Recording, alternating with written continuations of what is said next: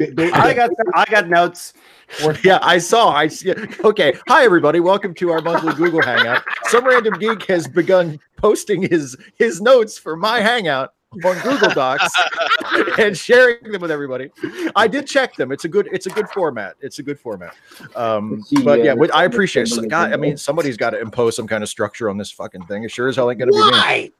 I know. Yeah, nobody has to. Structure for 4 years. Nobody Why has start to. now? Yeah, I downvote this idea. I want to share Segment 1. We will speak for 10 minutes. Oh dear! Now we're in the A block about Studio Ghibli.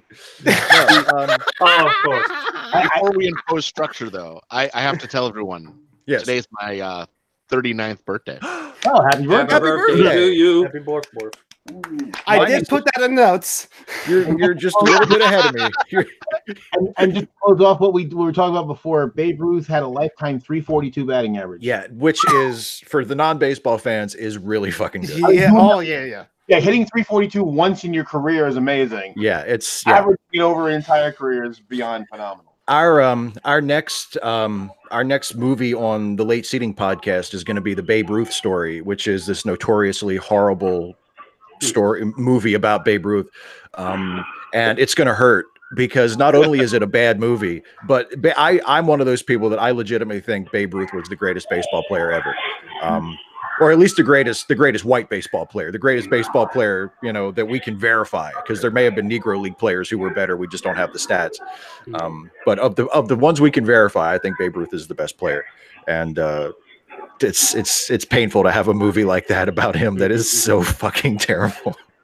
Hey, Steve, as it comes to movies, a couple of things. First of all, can we expect a movie review on Captain Marvel sometime in the near future? Whenever I get around to seeing it, I'm hoping I can get to see it this week sometime. I haven't had a chance to see it yet. I definitely want to see it before Avengers comes out. I saw it. It's incredible. I saw it twice, entertaining both times. Definitely worth it. Definitely check out. Garrett and I talk about it on his channel. I mirrored that on my channel, and we went into a bit of spoilers in that one, but still excellent. You can check out that Hangout, but you can definitely check out Captain Marvel if you want to. Yes, I definitely want to see it. I thought some of the flashbacks could have been handled better, but beyond that, it works. Yes, I wasn't terribly impressed with it. I enjoyed it, and my favorite part about the movie, though, and look, some people saw it, didn't like. That's fair, if you actually saw it and it wasn't for you, that's okay. But the King-Man Woman Haters Club, who hated the movie before it even came out and didn't go to see it, but have a lot to say about it, I just love it that it's like every time they update the numbers, I'm like, suck it. It's like that $936 million, and it's like, it's closing in on $1 billion. It's making all the money in the world, fellas. So I was like, you can hate it if you want to, but Yeah. The other thing I wanted to throw out as it comes to movies, who here has seen Shutter Island? I saw that a while ago. I saw that, I think, the year it came out. Yeah, I saw it when it came out, and I literally just watched it yesterday, and I'll tell you, it's just one of those. I appreciate it for what it does, but man, under disturbing in the dictionary, it says see that, because that one's got more twists than a snake's belly. One thing I want to say about Captain Marvel. So look, I really liked the movie. I didn't quite love it. I didn't think it was amazing, but I think the best part of it, what I liked most about it, is as much as I love all the bigger Marvel movies, all the cosmic stuff, and I know some people wanted this film to be all that, what I like is they bunched most of that action up at the very beginning and the very end. So the bulk of the movie, most of it, is just a series of casual conversations. And that was so refreshing to me, because it felt like one of the older Marvel movies that way. It was a smaller, more intimate conflict. We just had a sci-fi backdrop for something. I'll be honest, I'm kind of surprised that there seems to be such a consensus that people liked it. I went with my brother and his wife, and all three of us were all sitting there at like the hour and a half mark, looking at each other like, "Is this shit still going?" Like, to how do I even put this? Like, I literally don't know how to put this. You hate women and you don't want them to have anything. Exactly. Why? Wave their vaginas at us. No. I'll say this: the first like 25% dragged a bit. I can see that, yes. But once it got going, it went really well. I felt the message was way too on the nose. Like there's subtle ways to have your message, and that movie was not subtle. It was women can be strong if they have superpowers they get from an exploding station. Okay, but I don't think that's a bad thing, because like some people have like said that like, oh yes, this is a good like feminist girl empowering movie for the today. So I can see your complaint. I can understand that. So I'm not saying that you're wrong, Brett. But it was boring. Besides that, but yeah, I felt like this is going to sound pretty dumb. This is going to sound pretty dumb, but one of my favorite parts when it came to the action towards the end was how the minute she like let go, and I mean, so many times she's told you're being too emotional, you're unfocused. But the moment she embraces her emotions and just cuts loose is when she's the strongest. You know what that reminded me of? But it reminded me of Dragon Ball. It made me think of Gohan when he was against yes, and he just had to like scream and let it out, and everyone's like, "What the fuck?" Well, Captain Marvel did turn Super Saiyan, so that is fair. Yeah. Exactly. I would just say that's actually also a nice message for men as well, who are told to stunt their emotions from the start too. Yeah, and that's really one of the points I take away. Is like, I know a lot of these messages are feminist, but I'm like, I take something away from it too. Yes, and again, I don't disagree with the message. I just felt like it was way, way, way too obvious, and there could have been some subtlety, some nuance, some art to it. Yeah. that it lacked. I don't think it was preachy though. I agree. It approached preachiness though, and too much for me, but as for me, I mean, I really enjoyed watching Carol Danvers, as an F-15 pilot, and I would have loved to have seen more of that. Yeah, just because that's a milieu that I have some understanding of. I mean, I've loved airplanes since I was yay high, and and just getting into that and seeing that as being something that it's a woman piloting an F-15. Yeah. Cool. But it's not nothing out of the ordinary, and I dig that. Well, yes, one thing though that I think I noticed that I find interesting, and I look at how like Black Panther and Infinity War did very similar to their total worldwide. Black Panther did better domestically, and Infinity War did slightly better worldwide.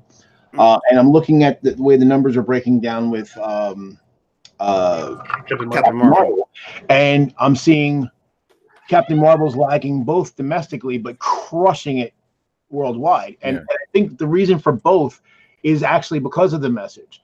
Black Panther did extremely well in the United States because it was speaking to Black people in America and in the world in general, but particularly, especially in America. So it resonated, and so we all went several times, even though we're a small segment of the population. And it spoke to the American condition. So that's why I think it didn't do as well worldwide. It only did about in the rest of the world what it did here.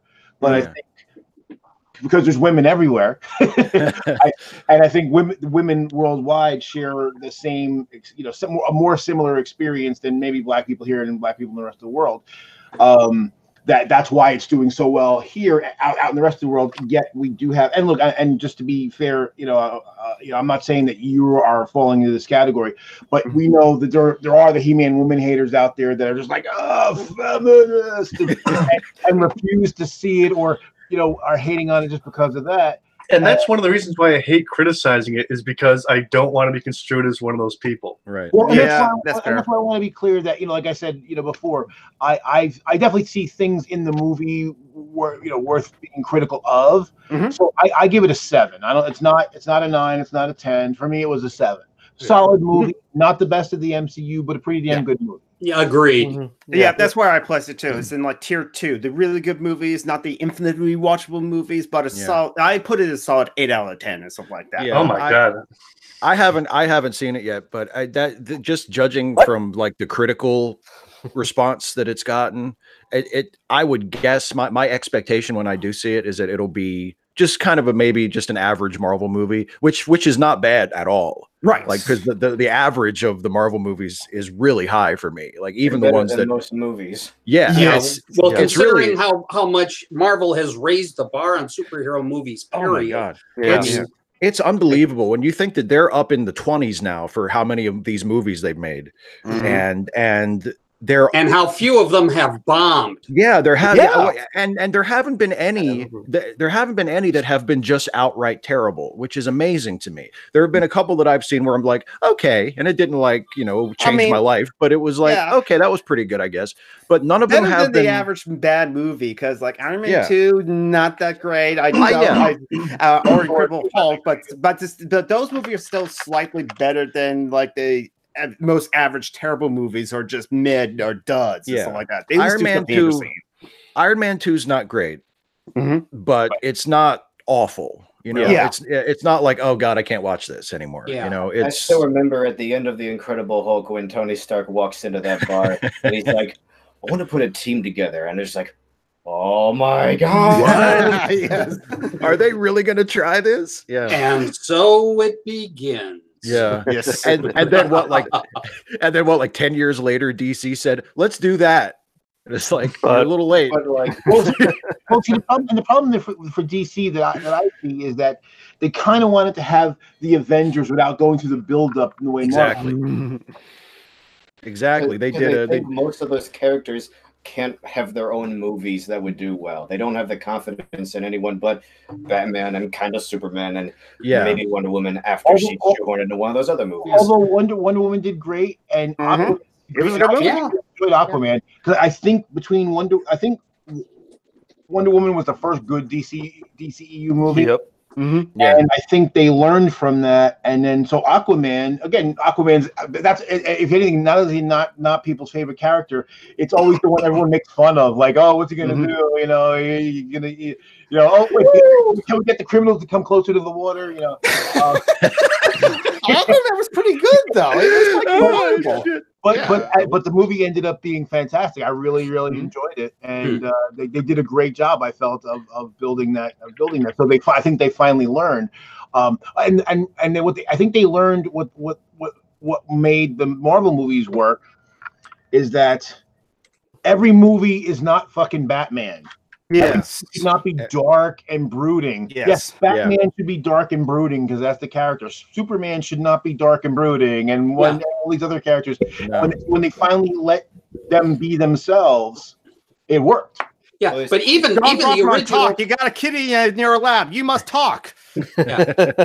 Even the original Batman with Michael Keaton and Jack Nicholson had Robert Wuhl as comic relief. I mean, you had something going on in there, and even Jack Nicholson brought something to that as well. Yeah, and so it had some lightness to it, despite.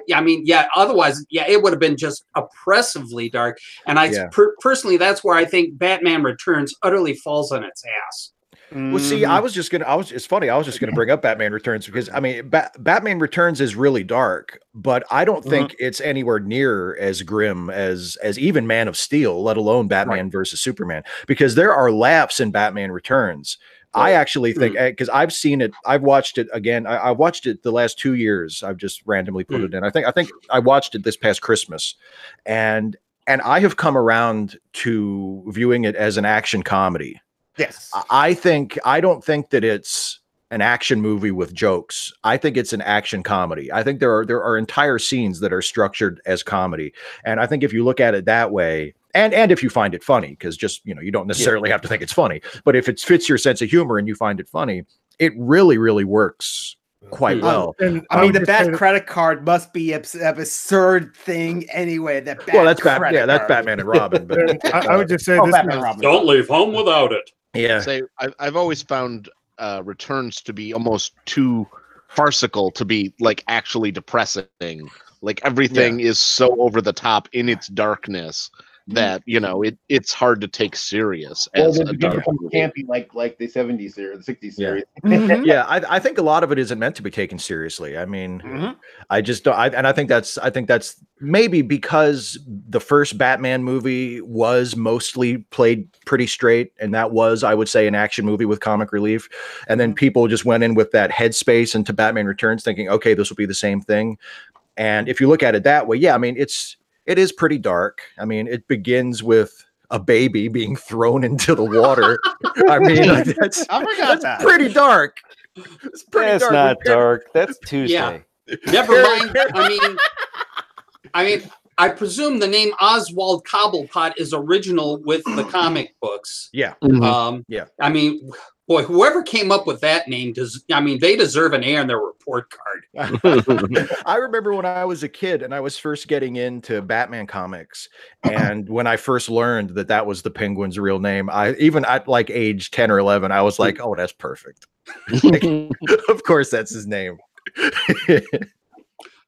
Are you the Oswald Cobblepot of the Gotham City Cobblepots? Right. No, we're the Scranton Cobblepots. They confuse us all the time. Oswald. We don't talk to the Scranton Cobblepots. No, the Scranton Cobblepots. No, indeed not. Oswald Chesterfield Cobblepot. Yeah, that's right. His middle name is Chesterfield. They satisfy. Yes. Okay, I have something to say about Batman, the general climate around it, and I swear, I just need to get this tangent out of my system, and then I'm going to zip it for the rest of the stream. Go ahead. Go for it. Okay, first, I agree with Random Geek that, yes, Kevin Conroy is my Batman, too. But, okay, I am just sick of, like, the recent Batman movies, and I don't, Zack Snyder, this is the guy who, like, didn't he say at one point that if he had his way and he made a movie that was all about Batman, there would be a scene where he's raped in prison? What? It sounds like somebody would say. Children. Yeah, and then he comes out recently, he's like, I want people to wake the fuck up and realize that Batman kills people. Yeah, I know, a couple times in the really old comics when they didn't have a good hold of like what sort of character they wanted him to be. But he's not supposed to do that now. He's not supposed to brandish guns. And there is a scene at the beginning of Batman Beyond. It actually works out that I was able to talk about this, that I think blows any movie Zack Snyder can make out of the water. It opens with a scene where you see old Bruce. He's like in his 60s now, but he's still wearing the costume. He's still fighting, and then he has a heart attack as he's saving a hostage. And this guy's like, ever since I was a kid, Batman's been making life hard for guys like me, and he's beating him to death with a giant wrench. And Batman quits that night, not for his health, but because he had to pull a gun on somebody. Mm-hmm. Yes. And that was it. That was the line he was never supposed to cross. Batman was created in that alleyway that night by a man with a gun. And the moment Bruce Wayne became a man with a gun, Batman died. That was it. Yeah. He couldn't wear the cowl again. It was tainted. If Batman was to ever come back, it would have to be somebody else. That is beautiful. Yeah. And that's the sort of thing Zack Snyder doesn't understand. Zack Snyder has no idea about that. I want to defend Zack Snyder for 1 quick second. Okay. And then I'm kicking you off. Yeah. I mean, don't listen to my hangout with Garrett. You would not like that hangout. How can you criticize a guy who ends a fight between the two major characters because their mothers have the same first name? All's forgiven, Joe. That is brilliant. Isn't that genius? That is brilliant. How are we going to get them to make friends after they've been trying to kill each other for the whole movie? They have mothers. I mentioning that the Zack Snyder quote where he's talking about how Batman kills people, and it's like that just to me brought up the whole absurdity of trying to treat these characters realistically. Because, okay, if we pretend that Batman is a real person and he lives in our world, okay, sure, he's probably killed some people, just maybe even by accident, just because the nature of what he does is just very, very reckless. And, just don't, nobody should be Batman. It's a terrible idea. It's a terrible thing to be. But that's why you don't treat these characters realistically. Mm-hmm. That's why you give them maybe a veneer of realism if you want, if that's the direction you want to go. But there's an inherent silliness to it that you can't, like, because if you're going to say, okay, Batman kills people because X, Y, and Z, okay, well then Superman has ripped some people's arms off trying to pull them out of the water while they were drowning. Right? He's super strong. He doesn't always have total control of himself. Nobody has that much self-discipline. And somebody was drowning in a lake and they were screaming, Superman, Superman. And he swooped down to pick them up and he was too fast and too strong and he ripped their arms out of their sockets. I mean, hey, we should all grow up and admit that that's what Superman does. He rips people's arms out every once in a while. Like, I mean, it just doesn't make sense. Oh no, I've chummed the water. If Superman is a man of steel and I'm just gonna say, go ahead, Jeff. No, I was just gonna say that's kind of why I like animated movies so much, is because they can kind of throw away any pretense of trying to be realistic. And I think that's why fantasy does so much better in an animated format, because you can do things with the visual effects just to get people to stop thinking about the real world and just accept the world of the movie. And there's no expectation of reality. Right. Yeah. That's very true. Yeah. I've never heard anyone talk about the realism in an animated show. It's just totally unrealistic.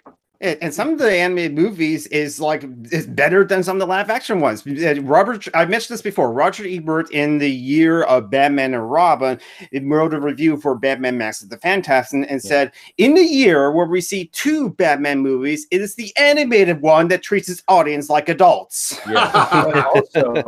also, they Roger and Ebert. Not Roger. Siskel and Ebert. Right. Weird part there. In their review, their video review of Mask of the Phantasm, they said they passed up the movie to watch one of the Joel Schumacher Batman movies, and that was a big mistake because Mask of the Phantasm was so much better. Well, Mask of the Phantasm, I remember even at the time, because I think I was 13 when that came out. Anyway, and I remember reading reviews of it at the time where people were saying, well, this one at least has a plot. And it was like, damn, that's how low the bar is for superhero movies, where they're like, yeah, it's pretty good. It actually has, like a story. Wow. I guess story with character arcs too. Yeah. Things are really bad. If people were like, I like that superhero movie, the one with the story that I saw. Well, and that's one of the things I think probably the best thing about the MCU, besides the fact that they've given us some really cool and interesting movies to watch. As they've evolved and gotten better and better, you look at a movie like Black Panther, which you take away the superhero element, it's still a good movie. You can take away the most of the racial stuff, and it's still a good, interesting movie on its own. So, basically, a lot of times movies, whether they're animated movies or live action, anything with fantasy or superheroes was always dismissed as, oh, that's for children. Yeah. But when you start putting out movies with complex characters and complex issues, then people say, now you look at a guy like Bill Maher, who's like constantly just putting them down because that's for kids. Like, no, Bill, it's not. If I did Kafka with as a superhero story, it's still fucking Kafka. It's still great. So stop being an asshole. Yeah.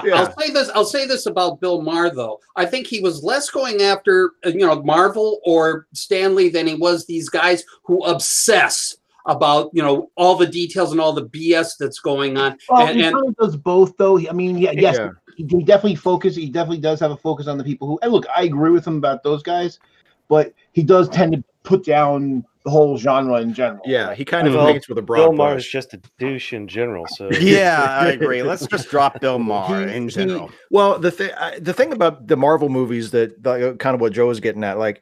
And I think Christopher Nolan's Batman movies did this pretty well too, or at least a couple of them did.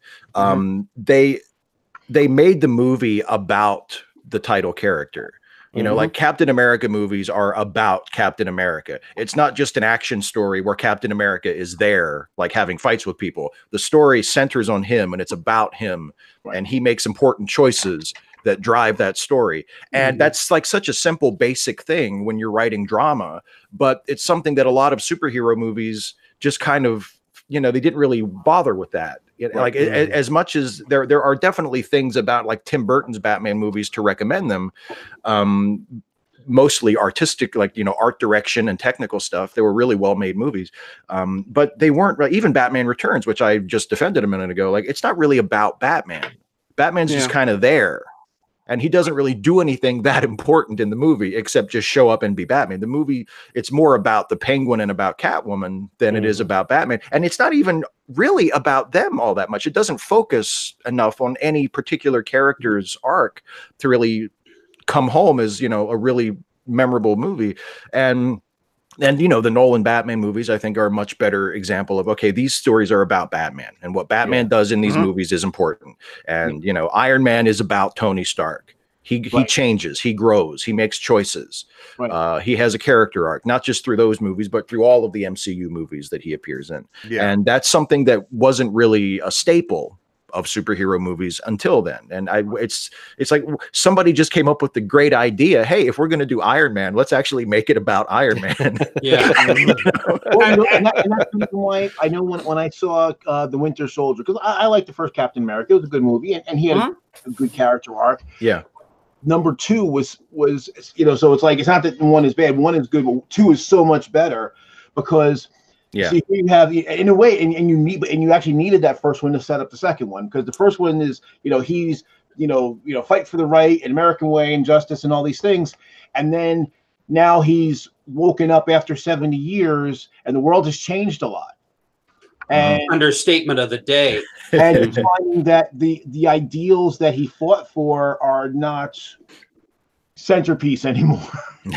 and well, they're centerpiece. They're just compromised as hell. Well, right. I mean, everything's that wonderful line out of that Jack Ryan movie, "The world is gray, Jack." Right. So he's finding that, you know, even the so-called good guys are a bit compromised and a bit corrupt, and so he has to make that choice, and you know, and then also dealing with Bucky, like, no, I know who you are. You're not this thing they've turned you into. So it's that, what I love about that, he's talking about Bucky, but he's not really talking about Bucky. He's talking about us. You guys got to appeal it to that better angels of our nature, that yes, you've become this thing, but that's not who you really are deep down, or at least not who you were, and you can be that again if you throw off this thing you've turned into. It's got to be about something other than what it's about. Like, that's the mark of great. That's the mark of great art in general, whether you're talking about books or movies or paintings or whatever. Like, it's not just about its literal subject. It speaks to larger themes and larger issues, even if it doesn't do that literally. Because I agree with you. I think, I mean, Captain America, Captain America, the Winter Soldier has, I think, some more explicitly political messages, but it also has what Joe was just saying. Like, it has that, you know, you can relate to the Bucky character and relate to how Cap talks to him and be like, you don't have to be what people say you are. You know, you don't have to, you know, just act the way people expect you to. You can be different. You can be who you really are. It makes it feel that's the kind of thing that when people see a movie like that, that's why it stays with them. Not just because it had an awesome action set piece, you know, because it had something to say that they really latched onto. And sometimes it can be not even intentional. Like, like, you can look at a movie and go, wow, that's like the way they set the whole thing up. Like, one of my favorite movies this year so far has been Alita Battle Angel. Yeah, I like that. And I think there's a strong message about classism in that movie. Yes. Very much so. They don't really go directly at it, but it is definitely there. And I think also a thing they kind of hit on is being a good example for those around you can have a positive influence on them. Yeah, I agree. I did really enjoy Battle Angel Alita a lot. As it's sure it's not a great movie. I say it's pretty good. It has some flaws, but it's much better than the anime. But then again, there was like twice as much like content for there to be. I thought it was a fun movie, but I mean, the action sequences were very well directed. But yes, I agree. You guys for a sec. Okay, Alita helped me out with my development growing up because autistic, and my teen years were kind of turbulent. But one thing that was consistent is every now and then, for a few weeks to maybe a little over a month, I would start to regress. It's like old symptoms would start to flare up again. I'd start to seem more autistic. But I was really just winding up to take 2 steps forward. It's like I was, I don't know, refocusing. And Aelita's development in the comics was very similar. There are several points where her whole world is shaken up, her perception of things, she questions her reality, she has psychological breakdowns, she like retreats into herself, rejects the world, but she always manages to come out of it. And each time she has more resolve than she did before. And I connected with that. I saw myself in that. So as you can imagine, I was pretty stoked for the movie, waiting like 10 years for it. Yeah, James Cameron's been working on a project for like over a decade, and it finally came out, and it's actually pretty good because, yeah. It's just they could only tell a tiny piece of her story, really. The first couple of volumes, where she is very innocent and naive, and we only start to see a little bit of the character she becomes overall at the last 30 seconds. Mm-hmm. Yeah. Hopefully. I have to say, Nicholas, I think you've sunk the hook in me. I guess I'm going to have to go see it. It's definitely entertaining, good action, good characters. Yeah. Huh. When you're talking about today and the political message and everything, and it brings me back to a great little short soliloquy that I know some of you will recognize if you don't mind me speaking it. Go for it. Like, there's a greater darkness than the one we fight. It is the darkness of the soul that has lost its way. The war we fight is not against powers and principalities. It is against chaos and despair. Greater than the death of flesh is the death of hope, the death of dreams. Against this peril, we can never surrender. The future is all around us, waiting in moments of transition to be born in moments of revelation. No one knows the shape of that future or where it will take us. We only know it is always born in pain. Middle. Yeah.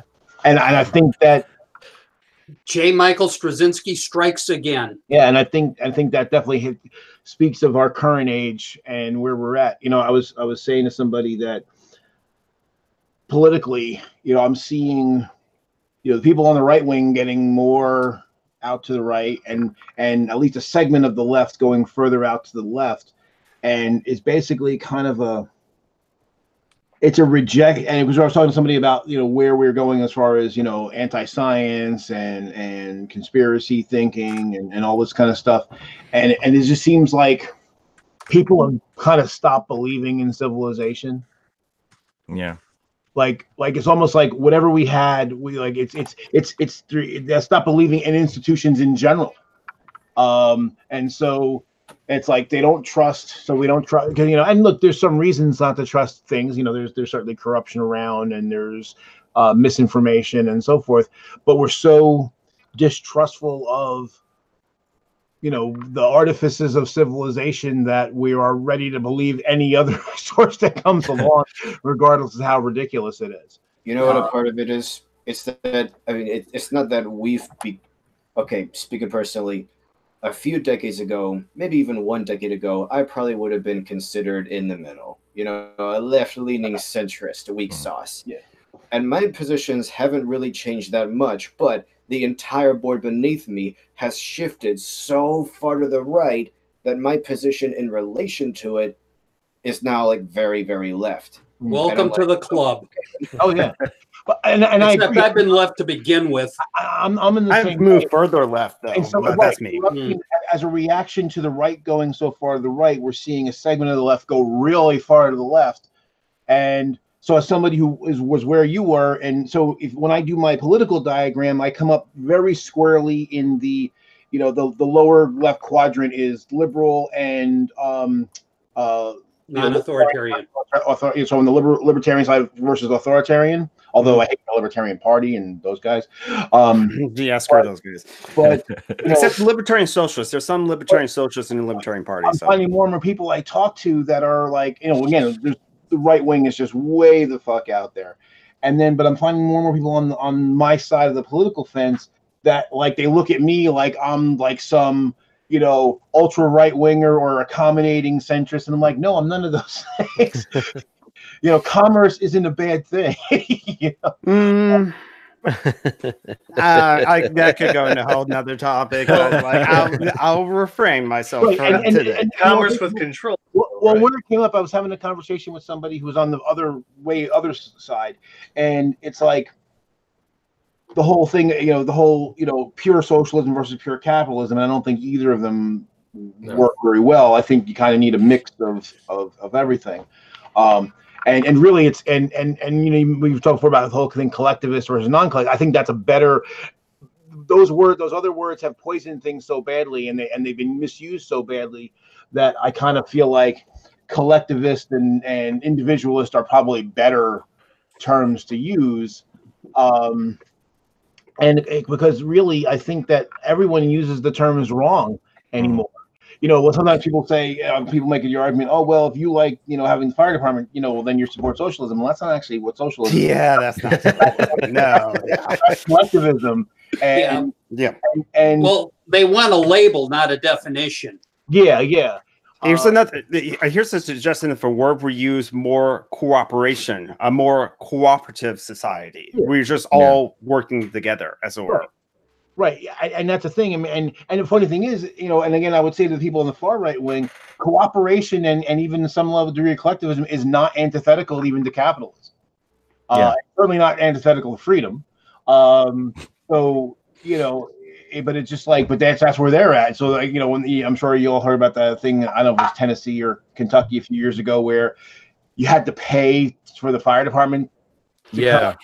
And if you didn't come, they wouldn't come. And then the family's house went on fire. And even though they pleaded and were willing to pay like $1,000, they wouldn't come.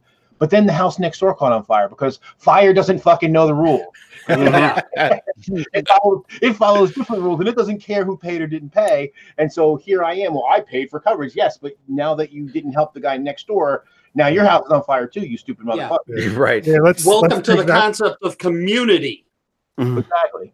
And I think I wish that the bad part to me about the polarization is not that some of these issues or even some of the positions are not valid. It's just that we're missing what's important. And it's like, okay, because I'm a pragmatist at the end of the day. I don't care left, right, center, up, down, backward. As long as our solution is functional, right, and get things done without stepping on people or stepping on the group, that, you know, I'm cool with it. You know, I always been trying to explain to people, like, when it comes to, and this is like healthcare for both the right and the left. So the people who are for a universal healthcare and people that are against it, and when I hear them talking about it, and they both don't know what the fuck they're talking about. Can anyone recall a rule of acquisition that fits what we're talking about? Yeah, there probably is one. Oh yeah. But you know, and like I was trying to explain with Tracy Harris, you know, because somebody had said to her incorrectly, like, oh well, you know, if we go for single payer, and then so she was like, well, what happens to all the people? I'm like, well, we still need people to process claims. It's not like claims go away. Right. The difference is that there's people who, you know, the people who fund it, basically, because these are publicly traded companies. So the people who either own or fund these companies take a 40% marker on it, and they're not adding any value. They're just taking 40% profit. Yeah. After you pay for all the workers, it's after you process the claims and pay out all the claims, that's what's left over. 40% goes to those guys. So if it's public, so if you look at it as it's public funding, well then, we're the shareholders then, so we're not going to charge ourselves 40%. And also the shareholders, we are not interested in increasing the profits or increasing the worth of our stocks the next quarter to must make more profit. Right. This is not a profit-making operation. This is a service. This is a service operation, right. and that is the key word. And then our focus becomes the efficient delivery of services, because we don't want to spend more than we have to. For third rule of acquisition. There you go. Well, yeah. I mean, one of the issues that I think definitely keeps universal healthcare away from us at this moment is our complete lack of regulation on the pricing.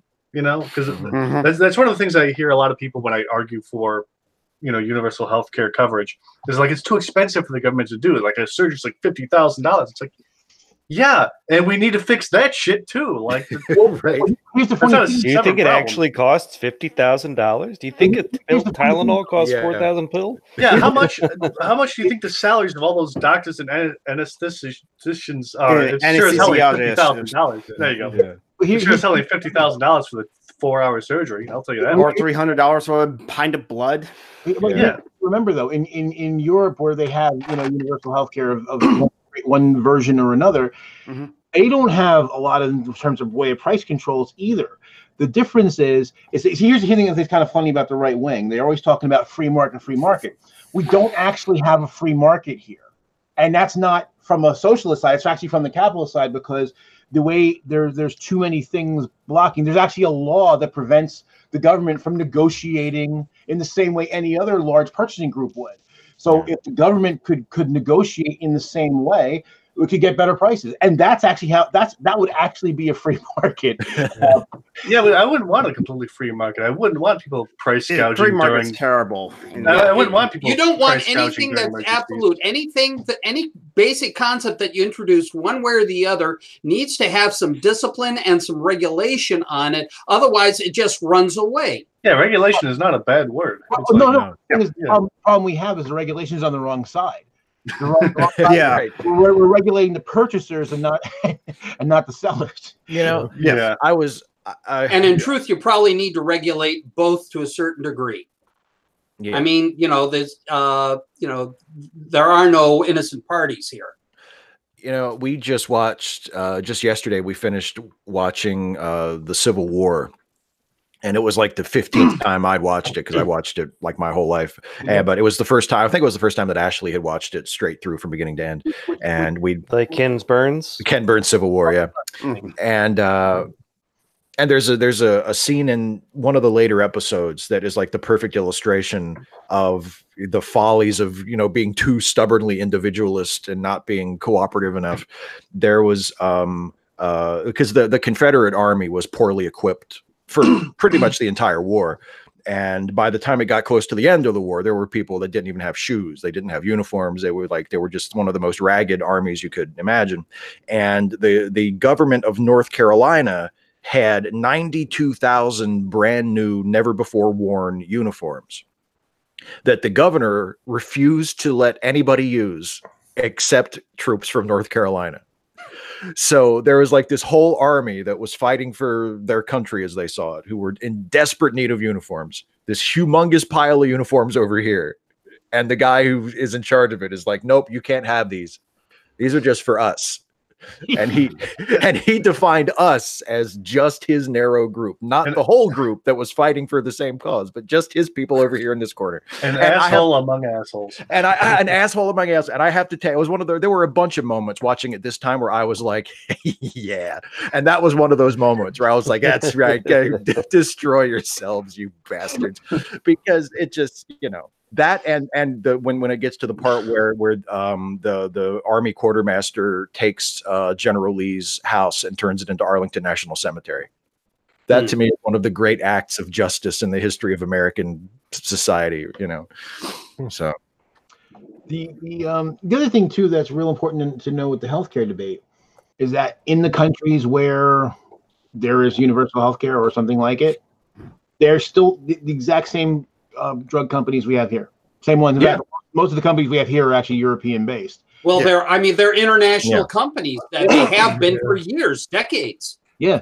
I will say this. I actually work for Highmark now. And the more I see the insurance industry from the inside out, the more I favor single payer healthcare. Oh, yeah. It's like looking at the communications I see, and especially like the fight between Highmark and UPMC right now. It's like it'd be one thing for two companies to fight each other, but when you realize it's over healthcare, it suddenly becomes just cynical. Yeah. Well, especially too with insurance companies, since they're profit-making entities. A lot of companies, their first, they're built into their playbook is to reject all claims initially, even when it happened to me. I had a cardiac catheterization. And it was pre-approved before I even had the procedure, and then the cardiologist submitted it, and it was rejected. I'm like, huh, what?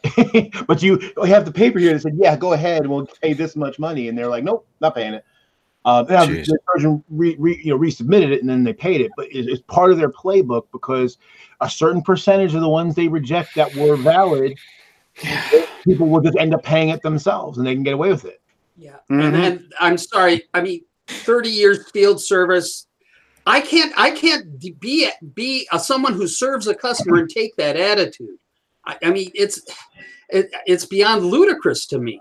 Yeah. But yet some of the most successful people in like the business world of like the CEOs and the conglomerates and all those sort of things, sometimes John and Brockman and I talked about it on one of our Social Justice Alchemy episodes, forget which one, but they tend to really lack empathy.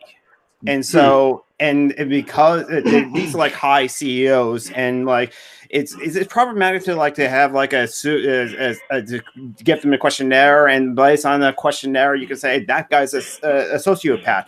But you can definitely see kind of the tendencies, like the CEOs tend to be more sociopathic or more lack of empathy compared to like most everyone else, and that's how those kind of people sometimes get to the top of like those big corporations, those big businesses, and like Amazon, where Jeff Bezos can earn as Amazon $11.2 billion last year and pay 0% in taxes, or even like negative 1% in taxes, but not just because of like the low tax rate that they have, like just at 38% or went down to 20%, but also of all the tax credits that all those major businesses that know about and can like profit off of, essentially. Well, and the thing is, I don't think that's new. Here's the thing that I think is new, is that there was a period in time in this country where the people who were on the right wing, they still recognized that regulation was necessary. Obviously, it can go, it's possible to go too far, but they recognized it was necessary,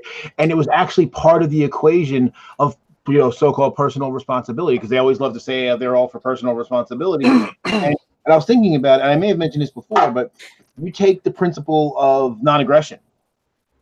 Well, actually, regulation doesn't violate that. In fact, I would think it is a necessary component, because if the idea is my right to swing my arm ends at your nose. So the whole point of regulation is to try to preemptively limit us whacking each other in the face as much as possible, and then having recourse when it happens. So what I'm seeing of late, it was bad enough over the last 30 years. The right wing has convinced itself that regulation is anti-freedom, when it's like, well, what about the freedom of the other party that's involved, and that responsibility of the party who caused the offense? Well, you can always sue. You get as much justice as you can afford. There you go. Yeah, as much as he can afford. So that shows. And as much as he can afford being the operant phrase, which is why you've got rich man's justice and you got every man's justice. Let me finish the point, because here's the other issue, that what's happened in the last 15, 20 years is an effort to limit your ability to do that. So because that's the thing I think is kind of funny. It's like, oh, well, you can sue, but then let's take away your right to sue. If like what they're doing that's not pro-capitalism, that's pro capitalist. There's a difference. So basically, so the laws are stacked in favor of the actual capitalist and not in favor of the capitalist system. There's a difference. Yeah. It's not even capitalist; it's narcissist. Well, yeah. So basically, you're shielding the richest segment of the population from any responsibility, even when they commit violence under the principle of non-aggression. Yeah, while simultaneously enable them to basically do anything that they want and suffer minimal penalties for it.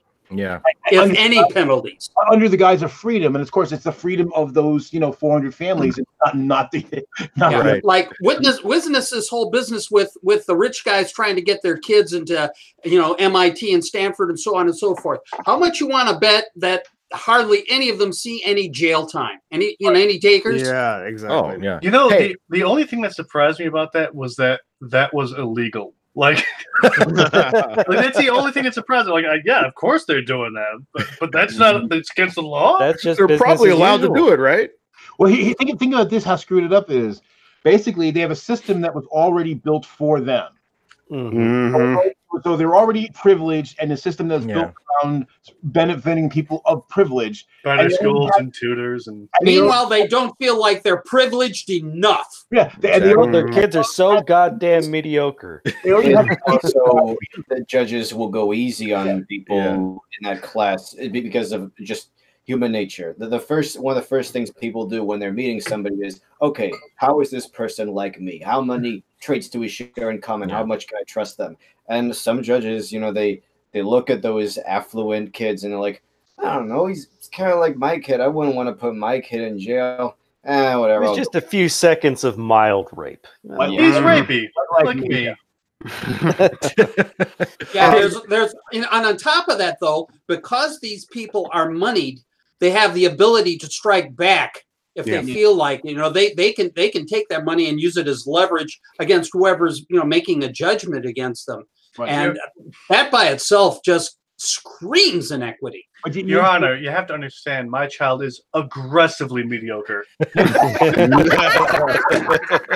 Oh, ouch! You think about that? They already had the legal bribery of, hey, I'll put a wing on your school, right? And that wasn't enough. We already had most of the advantages as to begin with, and we had to cheat the system we built for ourselves.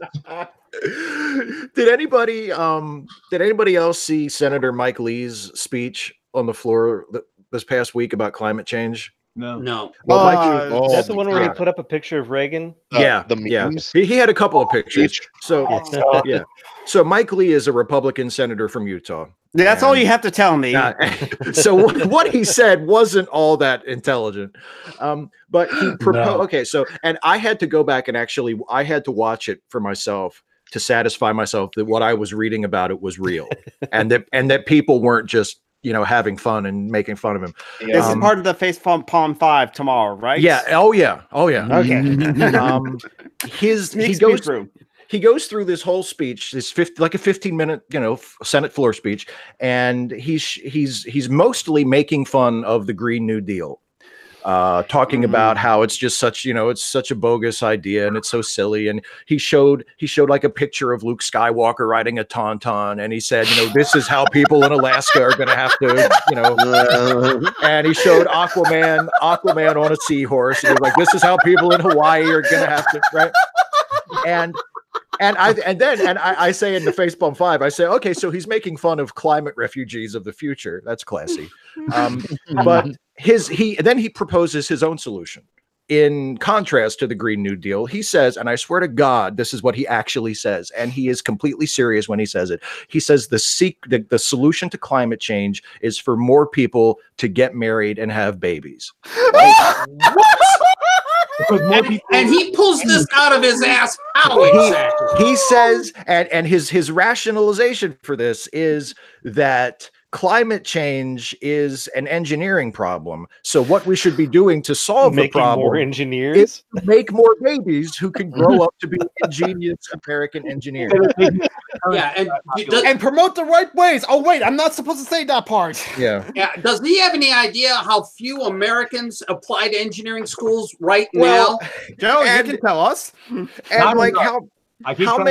I can't find them. They can't afford engineering schools. Well, and not only that, my thought was, we have scientists and engineers now. And we know what the answer is. And they have some suggestions. Yeah, it's like, why do we have to wait, another 30 years for a new crop of babies to grow up and tell us the same shit that we know now? Because they don't like the answers they've gotten to this point. They want answers that conform to their paradigm. Because they need that much time for their stocks to mature. I think he thinks that somebody is eventually going to invent like a climate change reversing machine, and we'll just have to flip a switch and everything will just kind of sort itself out. They're literally waiting for Lex Luthor's. I mean, because it's like, how do you think we're going to fix this?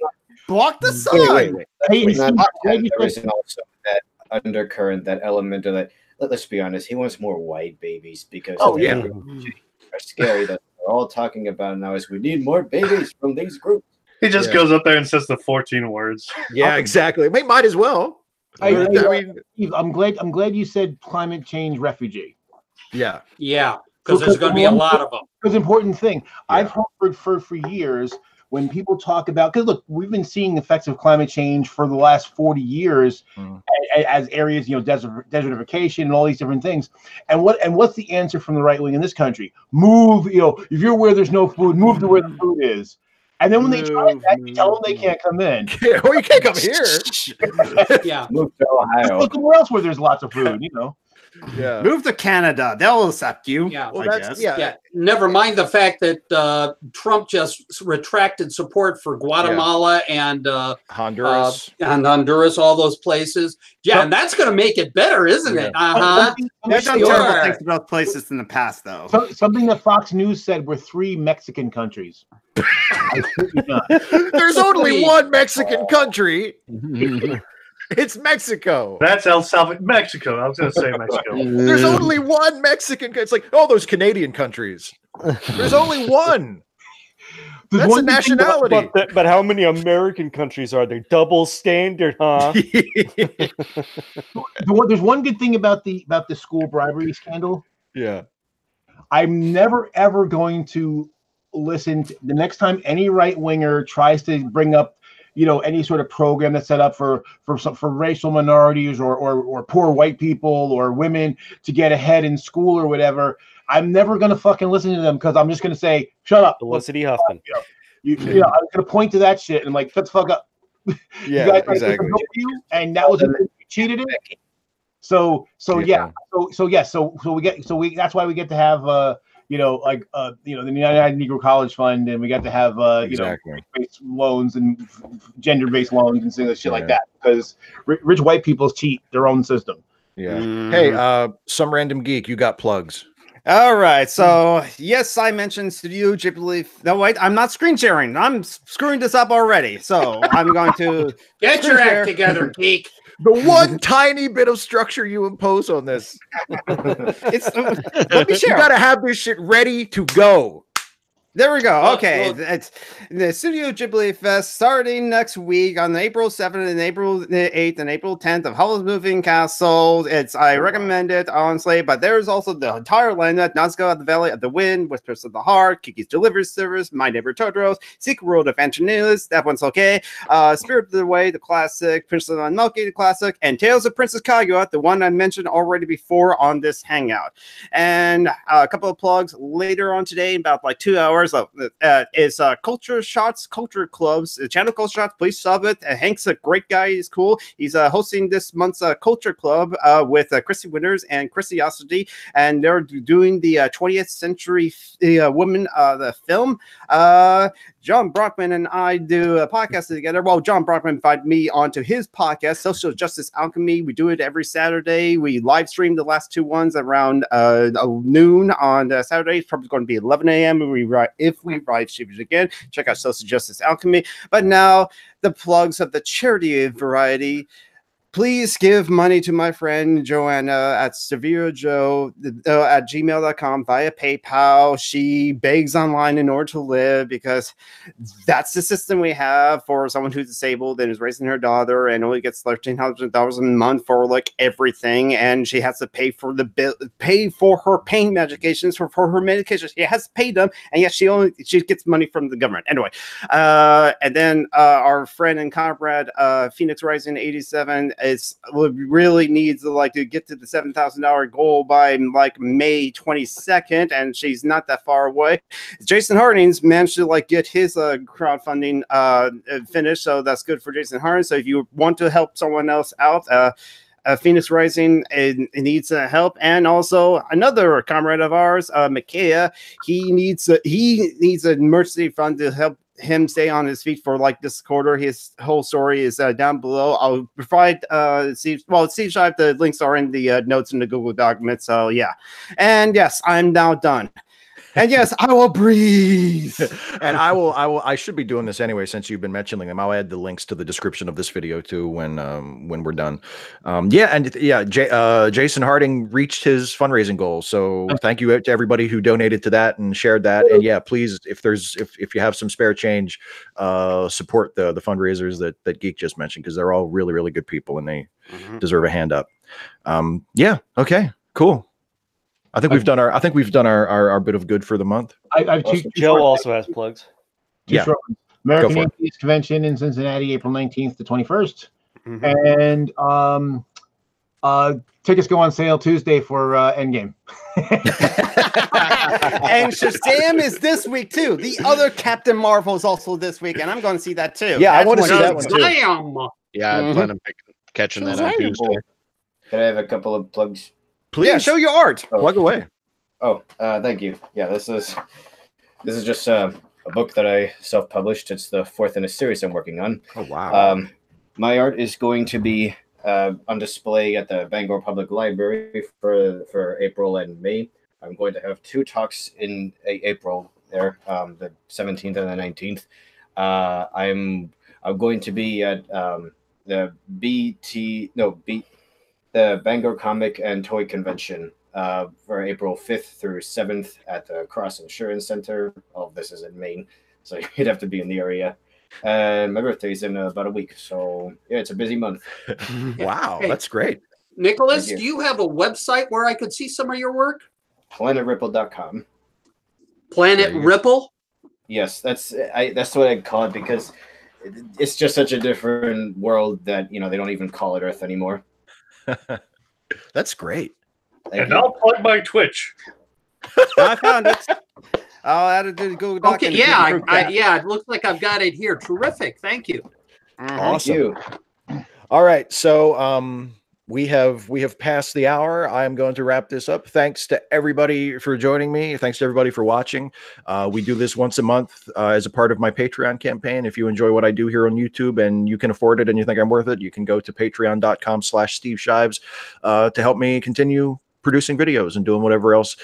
Pretty much anything I do that you like, you can help me continue to do it by going to Patreon and supporting the channel. So thanks to all of you for joining me here. As always, we always have a great time. Thanks to everybody for watching, and we'll see you for another one of these next month.